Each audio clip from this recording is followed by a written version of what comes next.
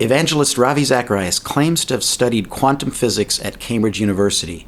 He tells us in his memoirs that in 1990 he was a visiting scholar at Cambridge University, where the renowned Cambridge physicist John Polkinghorne was, quote, my professor in quantum physics, unquote. It is an impressive claim, perhaps his most impressive claim, and one that he makes widely. I studied under John Polkinghorne at Cambridge University. You probably know the name, one of the world's leading quantum physicists. But is it true?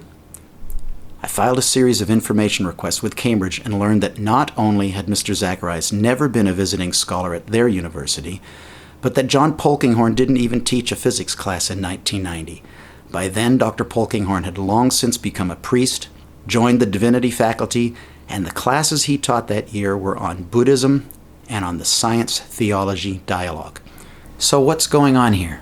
It turns out that in 1990, Mr. Zacharias was on sabbatical at a relatively unknown religious training institute in the town of Cambridge, and while there he apparently attended a class at Cambridge University taught by Dr. Polkinghorne.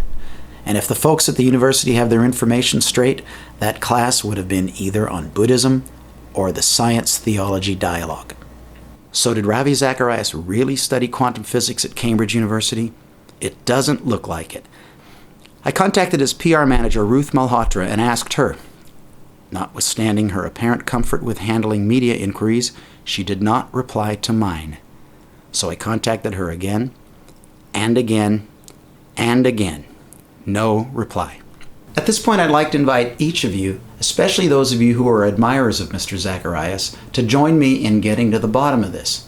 Ravi Zacharias is highly regarded by millions and millions of Christians all around the world, and if there's an innocent explanation for what sure seems to be a case of resume padding, that would be good to know. And if there isn't, that would also be good to know. How are we going to find out? There's strength in numbers, so let's all ask.